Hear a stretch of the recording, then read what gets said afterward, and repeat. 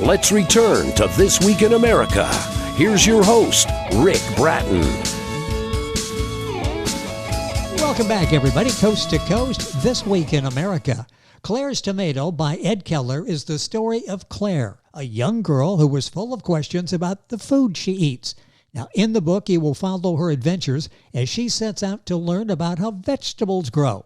She plants and tends to the growth of a tomato plant and is thrilled when the first tomato appears, but is concerned about what will happen, when it ripens.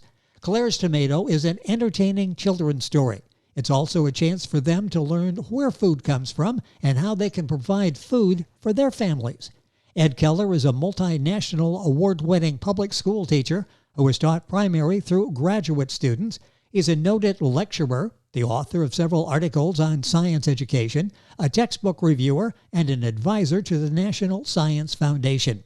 Now retired, he spends his time making jewelry, writing, and traveling. Ed Keller, author of Clare's Tomato, is our guest on This Week in America. Ed, welcome to the program. Great to have you with us. Well, thank you very much. I love your background. I love what you've done with the book, and it really answers a lot of questions even some adults have about where our food comes from. I very briefly went through your career. Tell us a little bit about yourself. I love the background in science and in education, and you tap all of those resources for the book, Clare's Tomato. Tell me a little bit about yourself. Okay. I graduated from South High in Torrance, California in '69. I moved to West Virginia to go to the university. I wasn't the best student, so to avoid the draft, I joined the Army Reserves, served as a staff sergeant from '71 to '77, graduated with a bachelor's degree, secondary education in science in '76. I got my master's in curriculum instruction in '85. And I taught in Montague County, West Virginia. I taught 2 elementary schools, 2 junior highs, 1 college, 1 university, and finished out in 1 high school over a 26-year period. During that time, I developed 3 science activity kits available nationwide for teachers. I presented over 40 workshops at the local, state, and national levels and published 17 papers.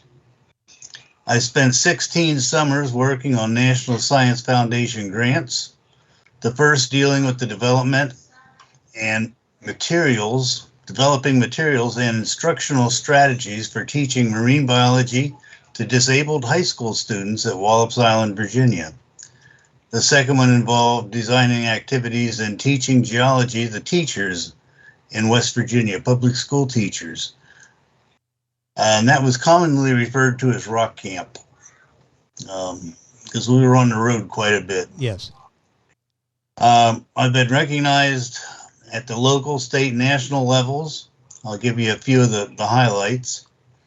In '86, I received the National Science Foundation Presidential Award for Excellence in Science Teaching.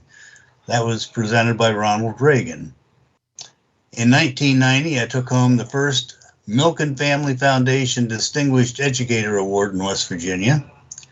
1991, I was honored with the West Virginia Distinguished Educator Fund Elementary Merit Award and the West Virginia University College of Human Resources and Education Alumni Association's Award for Distinguished Achievement in Classroom Teaching. I retired in 2001, but had one more honor coming. 2004, I was selected as a member of the first class of the West Virginia University College of Human Resources and Education's Hall of Fame.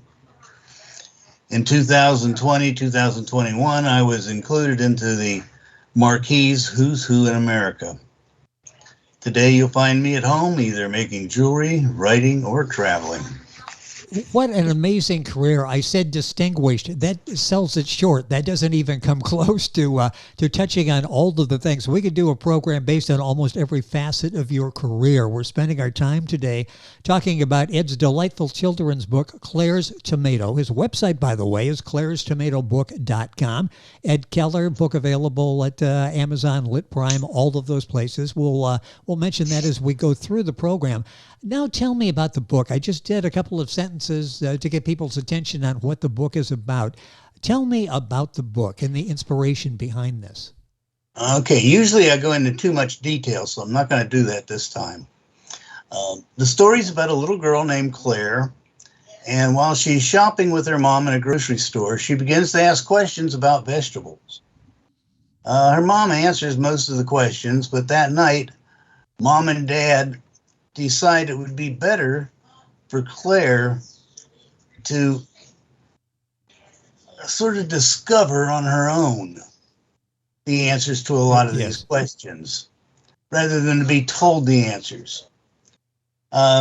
Sort of a first-hand learning experience. And they figured out the best way to do that would be to give her her own plant to take care of. So they gave her a tomato plant. And the book is basically following Claire's experiences, learning about, caring for, and growing her tomato plant, which she is totally responsible for. Her resources include her parents, the public library, and she's solving problems like, how do you protect a plant from animals that would like to eat the tomatoes? What do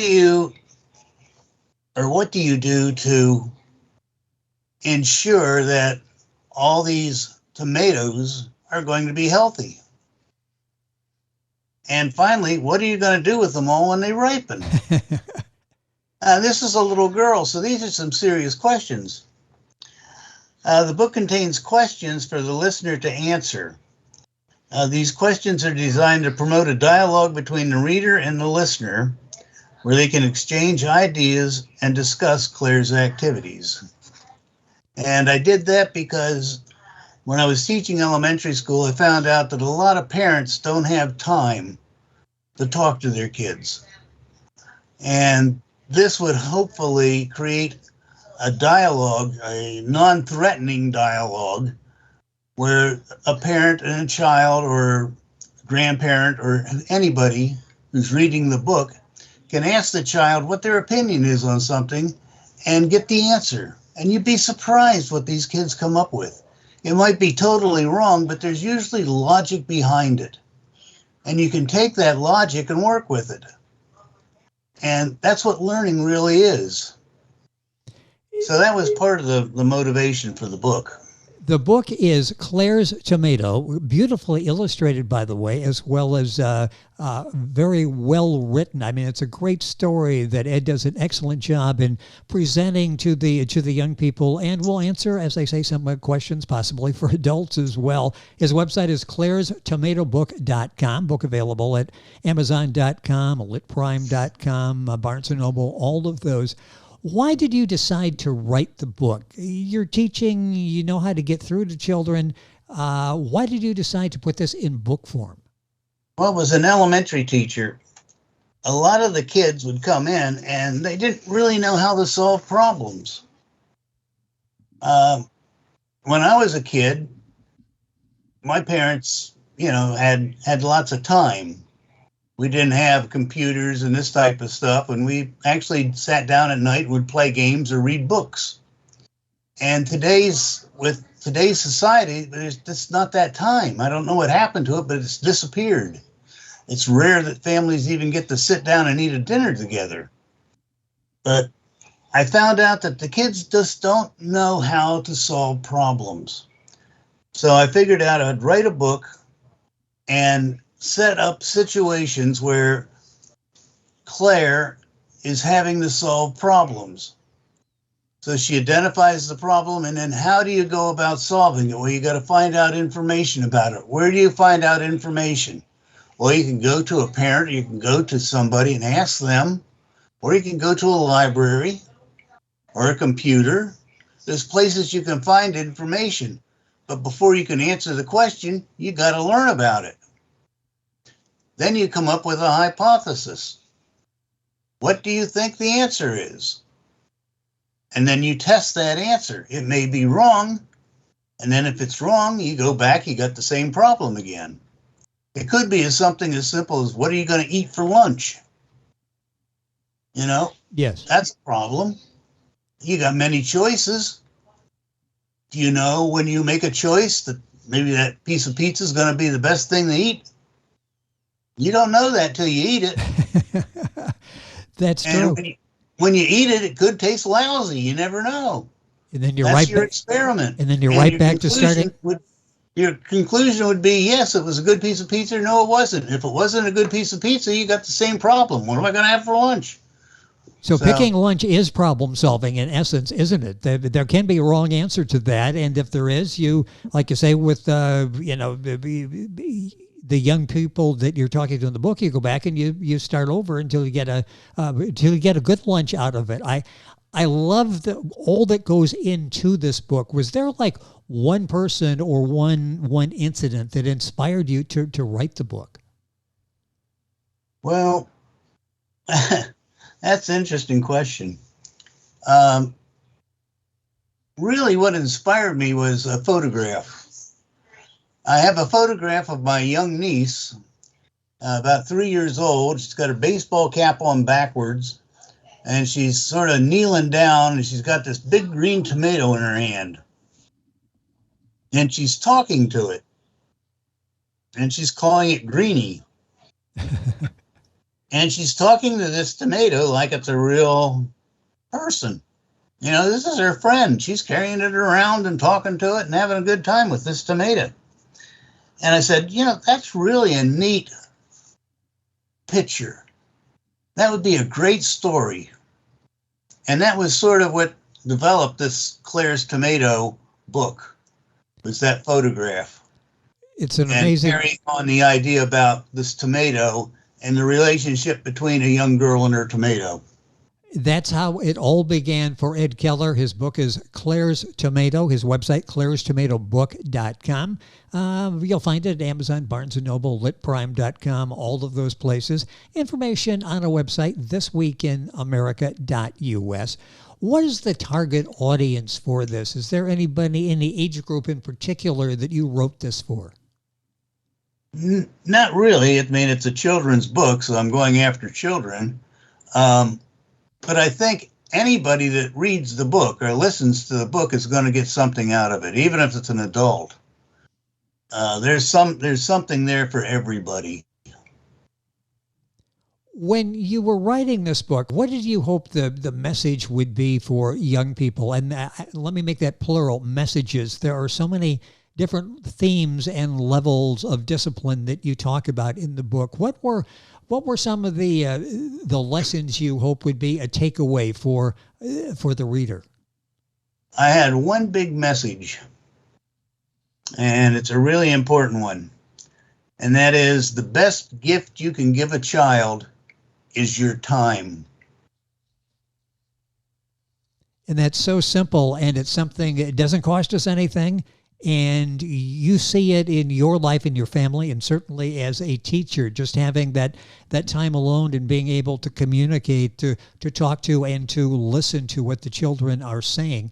I want to go back to something because it's really a clever way that you've written the book. You've got the questions there again. Talk about that because it really gets the reader to thinking. It's interactive at this point, and they're going through different thought process in their mind. Talk about incorporating questions, why that was important to you to add to the book. Well, I wanted it to be proactive. I mean, you can have a story and just talk your way through it, and there's very little interaction. I wanted interaction. I want the kids to feel like they're part of it. If you ask them, what do you think about this? There's a decision that Claire makes. What do you think about that decision? Did she make the right one? Would you do the same thing? And you're talking to an adult now. So there's two different perspectives. You got the child's perspective and the adult's perspective. And they're going to be different. And the kid may say, well, no, that's not the way I think about this. And the adult could then say, well, why? Why do you think that? And learn about each other, you'll find out that the kids have some strange ideas, but there's usually some logic behind it. And if you take that logic and think about it and work with it, you can really get some neat learning experiences going. And that was part of my reasoning for doing this. I wanted to create a dialogue between an adult and a child, which was non-threatening. So I had these open-ended questions. Yeah, and this fits into to both categories, the book Clare's Tomato. I want to talk for a second about that interaction aspect of it, that engagement with the students in the classroom, whether it's elementary school or college kids you're talking to. Obviously, that was what made you the success all the success that you had in the classroom was that engagement of asking questions. Is that the way you conduct in the classroom rather than just reading something in front of the class? You engage them intellectually. I tried to, yes. I used a hands-on approach. I think that's the way you got to learn. You learn by doing, not by telling.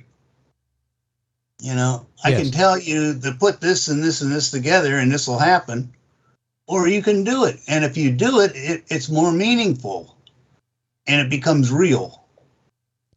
Why did you decide to choose the tomato? Clare's Tomato is the book. Why the tomato? You get this idea you could have done a number of different fruits and vegetables to bring along. You chose the tomato. Why that?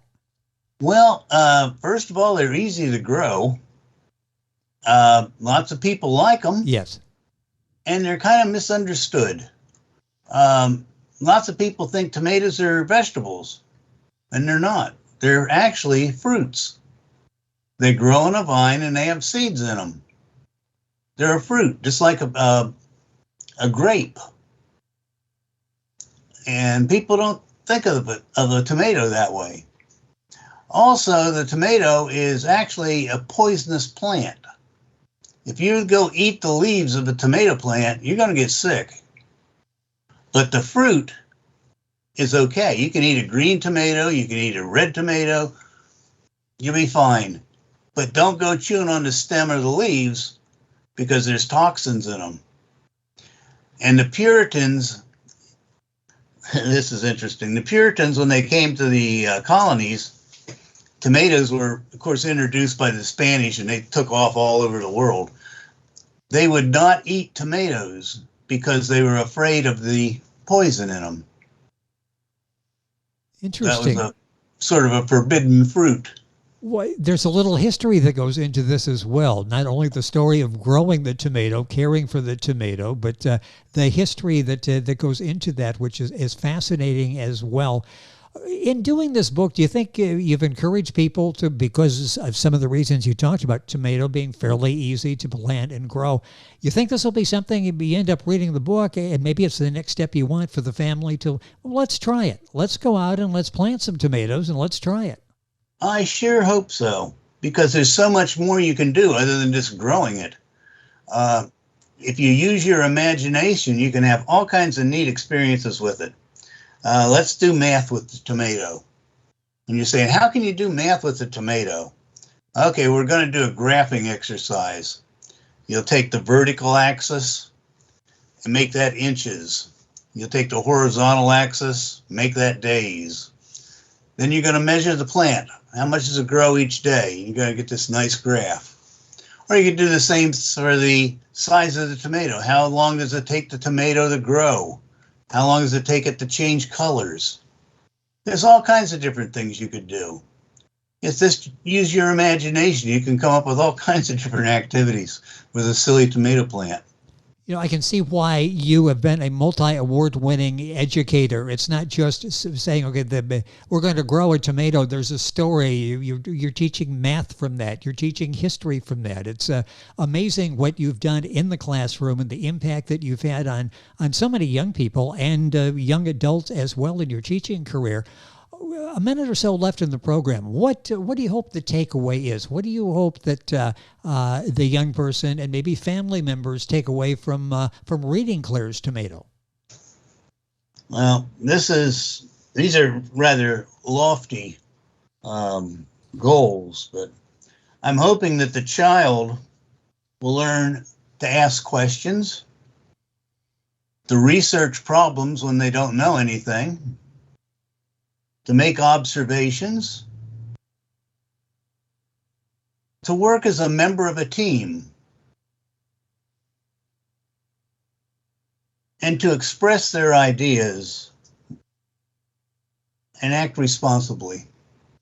That's really what I'd like them to take away from it. If they could just get one or two of those, I'd be happy. Well, and it's written in such a way that they will get that and presented in such a way it will capture their attention. It will be a lifelong memory for them, and it'll make something like going to the grocery store with your parents even more fun, because you'll have all sorts of questions on how this particular food item got where it is today, and all sorts of interesting discussions that you can have about that. What are you working on now? Do you have another book ready?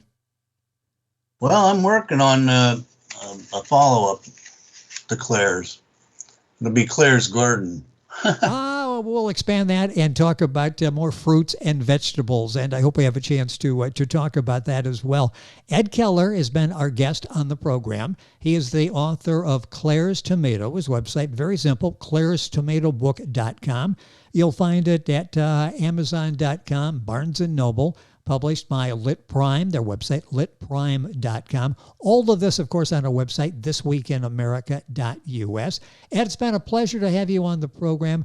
Thank you for coming on and sharing the delightful story of Clare's Tomato and the success. Congratulations on the success that you've had with this book. And we'll look forward to the next book in the series. Well, thank you. It has been our pleasure. Ed Keller, our guest on the program. Information, of course, on our website, This Week in America. And we're back on today's program right after these messages. This Week in America is online. You can visit our website, thisweekinamerica.us. Scott Pinkerton, Associate Producer of This Week in America. Jay Anderson, Segment Producer. Ben Watson, Webmaster. Otto Bechet, Director of Engineering and TV Production. This Week in America produced and is the trademark of Blue Funk Broadcasting, LLC. For information on all of our guests and to listen to this week's show, our website again at thisweekinamerica.us. And I'm Sean Bratton, Executive Producer of This Week in America.